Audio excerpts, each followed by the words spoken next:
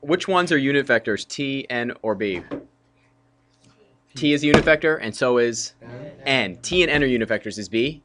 No, b is the cross of those two unit vectors. So I said this several times yesterday. I'm going to say it again. If I ever ask you to find b by hand, that's not so cool of me unless there's some really short, nice way to do it, or it's like the only thing you're doing for a while.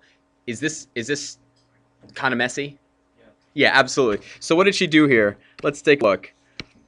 So she wrote it in what, parametric form, it looks like? X is equal to that. Y is equal to that. Z is equal to there. That's nice. Okay. So this point right here, what's the time when you're at that point? 1. 1. The time is 1. Good. Okay. So she found r prime of t. That's great. And then r prime at 1. That's r prime at 1. I like that. Okay. So she found the magnitude of r prime at 1, and it is equal to 3. So t of 1 is this thing right here. Okay, that's nice. But she went back to using t. You didn't find t prime. Why did you find t prime? And why do you know that t prime is perpendicular to t? Why? But what's the core? Unit vector. The constant. It's equal to its magnitude is a constant, right? So you took the derivative, but what did you have to do 3 times? 1, 2, and 3 times. The quotient rule. Yes, I know it sucked, but you had to use it, right? You had to use the quotient rule 3 times, right? So she used the quotient rule, and she simplified, right? Well, I think that's Can you do the product rule instead? You could. It's still going to be nasty. It's still going to be big and ugly. It's about the same amount of ugliness, okay? So what did she get here? So she got this thing right here, and then she evaluated t prime at 1 and got that nice thing right there. And then she found the magnitude of t prime at 1, which was, what, 2/3 right there? And then how did she find n of 1? She divided t prime of 1 divided by the magnitude of t prime of 1 and ended up with n of 1. So how do you get the cross of, how do you get b of 1? You do the cross.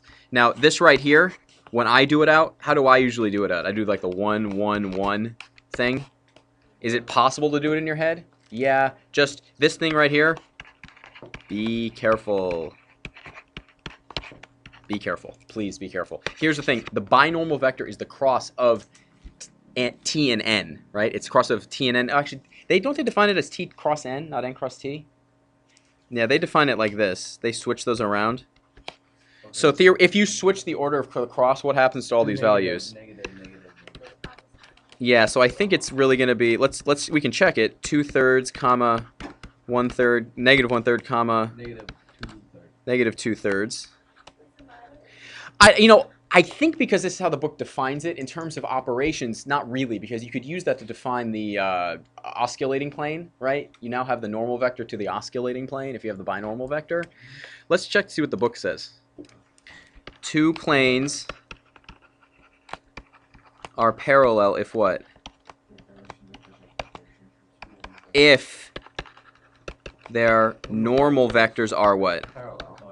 That's what I wanted, yeah. Vectors are parallel. And is it generally easier to find the perpendicular normal vector with given planes? Yeah. So on here, we'll call this, we'll use this, I'll change it to red. Right here, what's the normal vector for this one? Oh. Yeah, so for this one, n is 6, 6, and negative 8.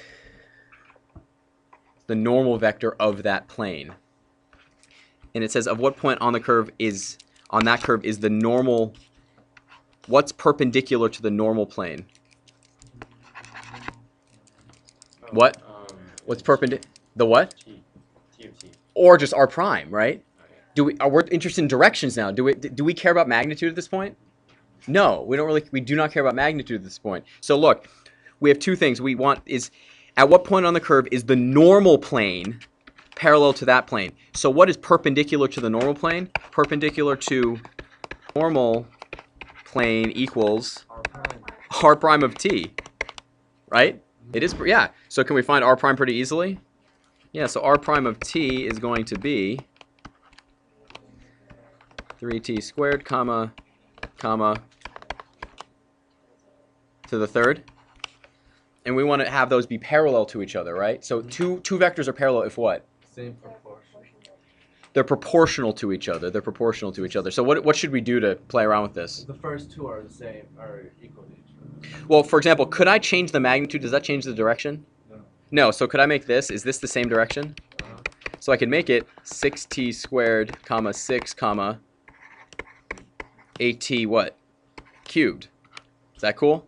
Is it easier to see now? What's t equal to? 1. -1. Because it needs to be -8 right there. So this question asks where, right? At what point? So what's the way to find that point? Plug it into the curve. Put it into the curve, right?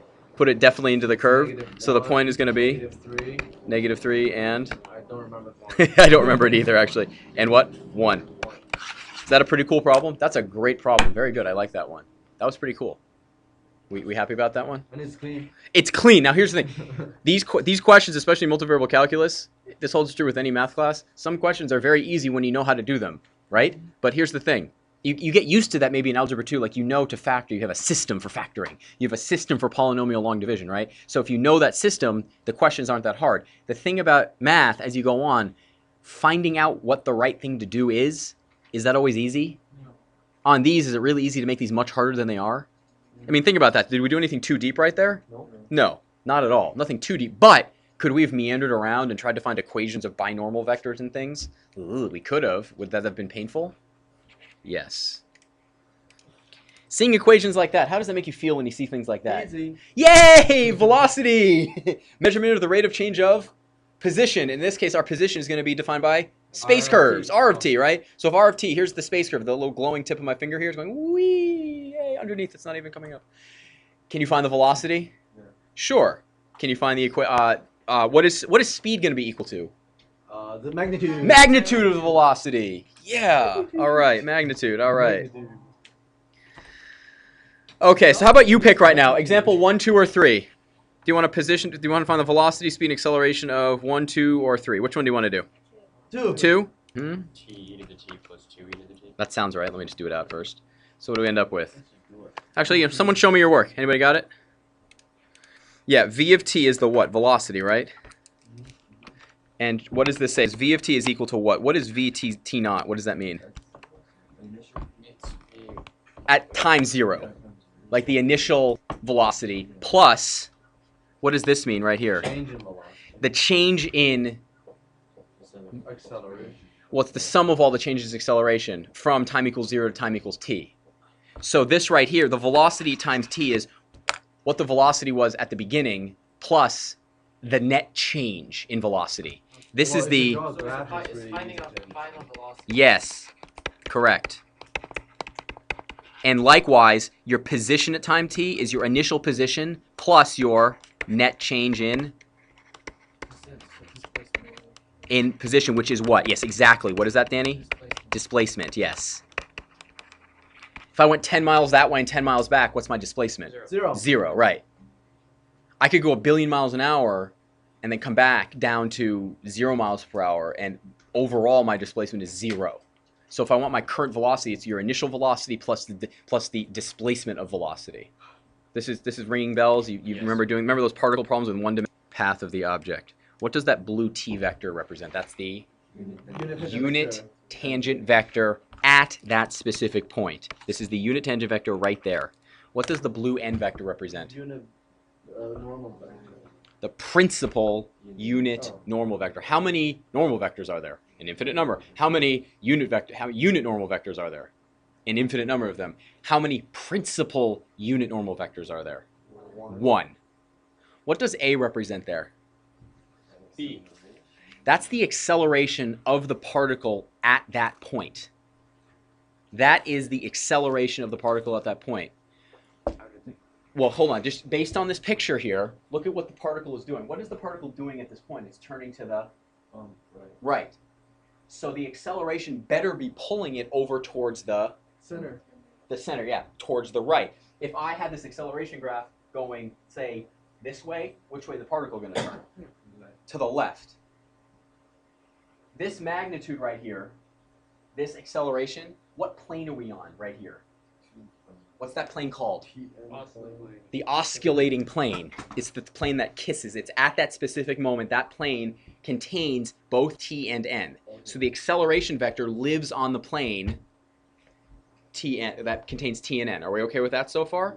Yeah. Okay. The thing about that is the magnitude of A necessarily going to be in alignment with exactly the unit tangent vector and the principal unit normal vector?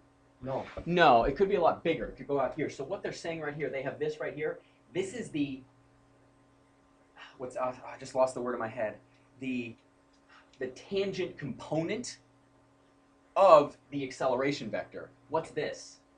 The normal component of the acceleration vector. So if you're describing this vector, we're going to describe it in terms of some scalar multiple of the unit tangent vector and some scalar multiple of the unit normal vector. If I gave you the parametric equation for this curve, could you find the acceleration vector at that point? Could you find the acceleration vector at that point? Yeah. Could you find the unit tangent vector? Anything. Yeah, you just did it on the quiz and you aced it. Oh, You know how to find the unit tangent vector. Can you find the unit normal vector? Yeah. Sure. Is it even easier to find just the direction of the unit tangent vector? That's r prime of t. But you need the unit tangent vector in order to find the unit normal vector. If you have these two directions, do you think it would be possible to find AT and AN? Some scalar multiple of AT plus some scalar multiple of AN will equal the acceleration vector. This vector, yeah, there's a lot more than just rooting in there, but yes. This vector, if I add AT and AN, what do you end up with? A. You end up with A.